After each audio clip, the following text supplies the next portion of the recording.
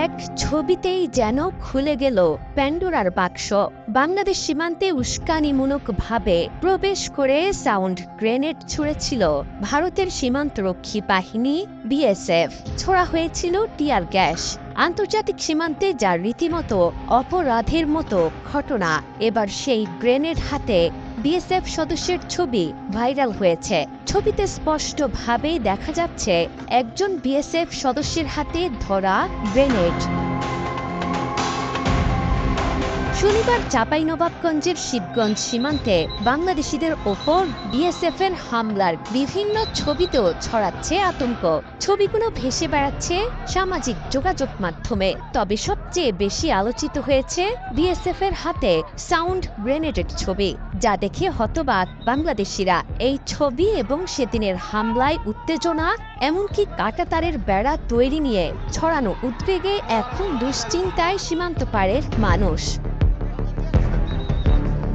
BSF এর স্পর্ধা এতটাই বেড়েছে যে বাংলাদেশের মানুষের দিকে এখন সাউন্ড গ্রেনেড ছুটতেও দ্বিধা পড়ছে না তারা। স্থানীয় ভারতীয়দের সাথে মিলে সীমান্তে অস্থিরতা তৈরির ষড়যন্ত্রে লিপ্ত বিএসএফ বারবার দুঃখ প্রকাশ করেও নতুন নতুন উত্তেজনা তৈরি করছে তারা।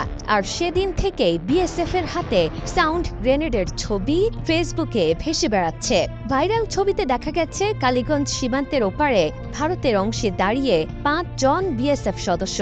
এক হাতে আছে বন্দুক, অন্য হাতে ধরে আছেন সাউন্ড গ্রেনেড, যা বাংলাদেশিদের ওপর নিক্ষেপ করার জন্য প্রস্তুতি নিচ্ছিল তারা। কিন্তু বাংলাদেশের সীমান্তরক্ষী বাহিনীর সাহসী সদস্য আর জনগণের সহযোগিতায় ক্রমাগত এই উস্কানি কমানো সম্ভব হয়েছে। এছাড়া স্বরাষ্ট্র উপদেষ্টা জাহাঙ্গীর আলম চৌধুরী বলেছেন, সাউন্ড গ্রেনেড ব্যবহার করছে ভারতের বিএসএফ, তাই এখন থেকে বিজিবিও ব্যবহার করতে পারবে।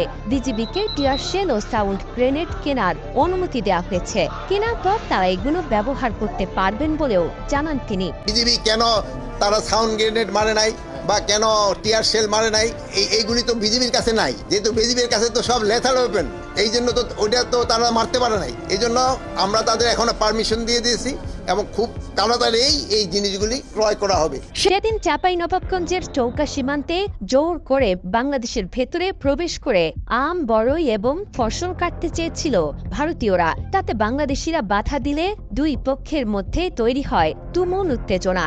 এমনকি ওপার থেকে গোলা, ককটেল এবং টিয়ার গ্যাস ছুড়ে বিএসএফ। তবে পুরো পরিস্থিতিতে বাংলাদেশের জনগণের সাথে কাঁধে কাঁধ মিলিয়ে সামাল দিয়েছেন বাংলাদেশের সীমান্তরক্ষী বাহিনী বিজিবির সৈন্যরা। এই বিষয়ে কর্নেল গোলাম কিবরিয়া জানান, চৌকা কিরণগঞ্জ সীমান্তে দিনভর উত্তেজনা থাকলেও বিকেলের পর পরিস্থিতি নিয়ন্ত্রণে আসে।